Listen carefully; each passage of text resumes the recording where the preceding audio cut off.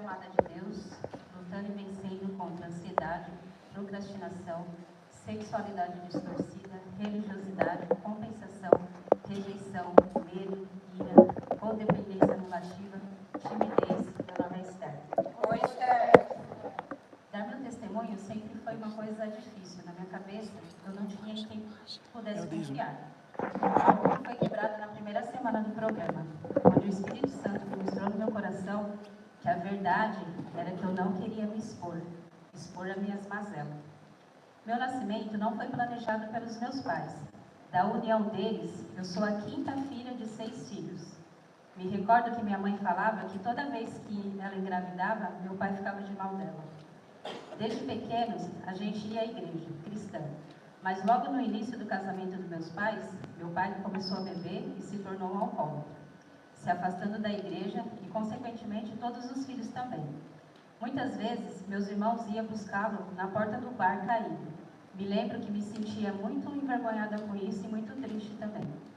Lembro de ter tido uma infância feliz, simples, brincava na rua com a minha irmã, com minhas primas, brincávamos e brigávamos muito também. A disciplina por parte do meu pai era bem rígida. Um aprontava e todos apanhavam, exceto os 3 mais novos, eu, minha irmã e o caçula. A situação do alcoolismo do meu pai se tornou cada vez pior. Muitas brigas dentro de casa. Algumas vezes ele foi internado, mas quando saía a calmaria durava pouco tempo. Me lembro que por conta do trabalho e do álcool, ele era uma pessoa muito ausente. Minha mãe era uma mulher guerreira, trabalhadora, ajudava no orçamento da casa e se desdobrava no cuidado da educação dos filhos. Eu me sentia muito amada por ela. Quando eu tinha 8 anos de idade, meu pai, por causa da bebedeira, saiu para trabalhar e não voltou para casa. Passou alguns dias sem dar notícia e eu me lembro do meu pensamento: se ele não voltar, não vai fazer falta. Mas o sentimento que eu podia ter gerado dentro de mim não sabia dizer, como rejeição, abandono e orfandade. Ficamos por volta de uns 30 dias sem notícia nenhuma. Quando recebemos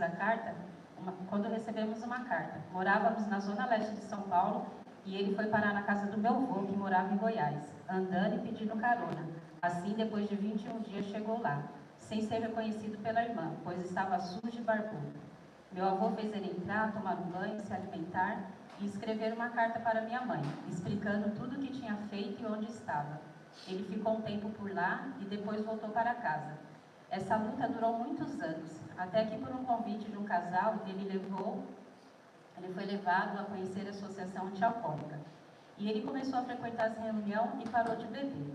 Mas o processo de restauração do meu relacionamento com meu pai não foi fácil.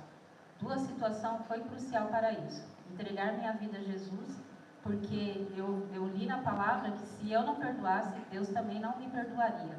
E saber a história do meu pai, sua infância, adolescência, todo o abandono e rejeição que ele passou, que me fez entender as escolhas dele e toda a amargura. Algo que gerou em mim um sentimento de compaixão e perdão. Voltando um pouco na minha adolescência, me recordo que minha mãe, na sua simplicidade, me orientava acerca de muitos assuntos, relacionamento, sexualidade, mas eu pensava, e se eu quiser experimentar?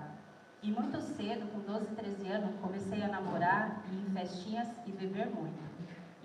E com 15 anos de idade, iniciei minha vida sexual, em um relacionamento que durou 10 meses. Segui minha vida e ele começou a se relacionar com outra pessoa. Depois de 2 anos, nos encontramos e saímos, e nesse encontro engravidei. Na época, estava com 17 anos.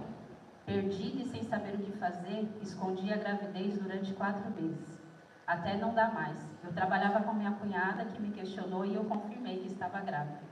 Marcamos o encontro na casa do meu irmão, com o pai do meu filho, e ele disse que se casaria comigo só para manter a aparência, mas não ia ficar comigo. Não aceitei a proposta. Ele disse então que ia viajar para espairecer e esfriar a cabeça, mas na verdade foi embora de onde morava, não assumindo assim meu filho. Foi um tempo de tristeza profunda, vergonha, até sair da escola naquele ano.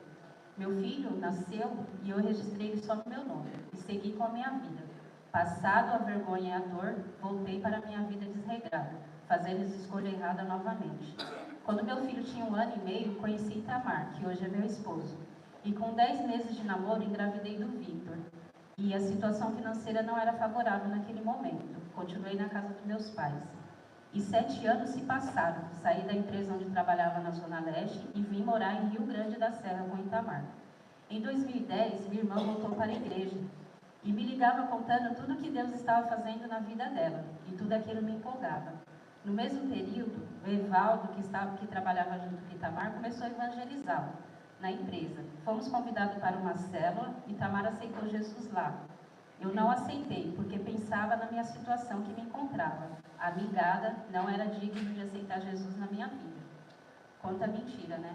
Pois o Senhor tinha morrido pelos meus pecados. Mas com o acompanhamento do Evaldo, pude entender isso e entregar minha vida a Jesus. Voltar para os braços do Pai, onde nunca deveria ter saído. Em 2012 nos casamos e em setembro nos batizamos. Até o sonho guardado em nosso coração, em 2014 o Senhor realizou. Tive uma filha depois de 16 anos. E a boa obra que o Senhor disse que faria em nossas vidas, Ele tem feito dia a dia.